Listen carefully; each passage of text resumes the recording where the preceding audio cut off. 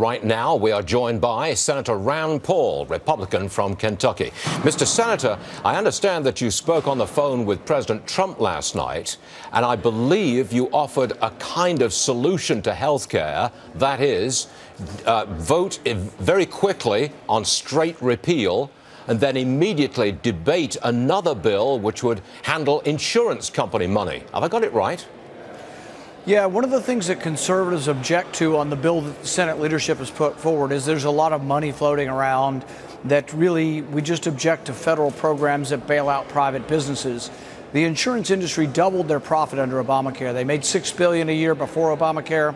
They now make $15 billion. My concern is that we're going to pass a Republican bill and we're going to make their profits $30 billion a year.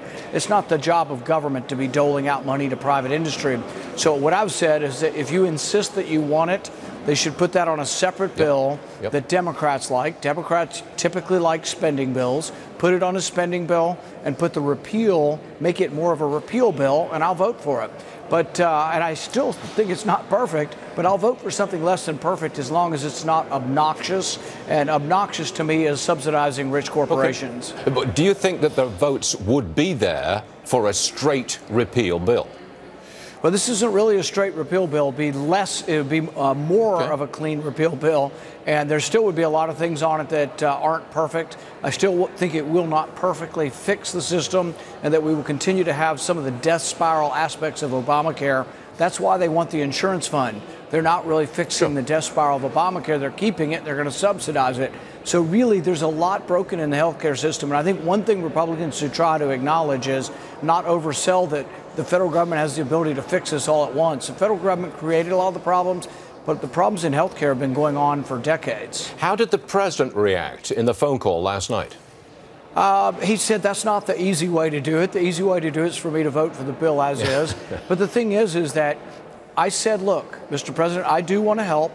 I'm a great defender of the president, but I can't give up what I believe in. But I'm willing to vote for it if we can do something to separate out the pork and the spending and put it on another bill. And I won't vote for that bill. I'll only vote for the repeal bill.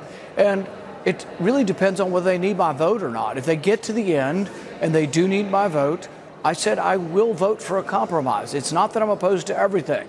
I think it could be better. We should have more strength of character and vote to repeal all the regulations, because once you have federal regulations on the marketplace, that's what leads to the adverse selection and the death spiral. They're keeping most of those regulations, so they're going to keep a lot of the problems in Obamacare. And so we certainly shouldn't promise people that this is the end-all, be-all, and that this fixes all our problems. During the campaign, then candidate Donald J. Trump insulted a lot of leading Republicans, yourself included. What's your relationship with him now, vis-a-vis the phone call last night?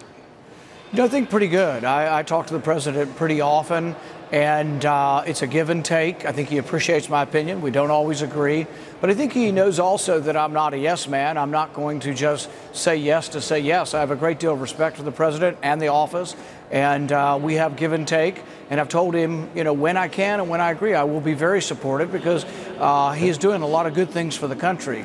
Getting rid of the regulations and appointing Gorsuch, you cannot overstate it. I mean, these are some great things that have happened in 6 months, and compare and contrast to the disaster that would have been Hillary Clinton. We are very lucky to have President Trump in the White House. Overnight, we heard the sad news that your colleague, Senator McCain, diagnosed with an aggressive form of brain cancer. Your response, sir? You know, Senator McCain and I have had a sort of a storied relationship. We haven't always got along. We've gone back and forth at each other. But when something like this happens that is a personal crisis for him and his family, you know, my prayers go out to him, and I want only the best for him. And the one thing I would say is I've seen a lot of people in my career as a doctor, and I see people who defy sort of the expectations of disease. This is not a good diagnosis, but I've seen people live for years with it. And if there's anybody tenacious enough to beat it, he's beaten cancer a couple times. My hope is that he'll beat it this time. Yes, indeed. Senator Rand Paul, thanks for joining us, sir. Appreciate it. Thank you. Sir. All right. Now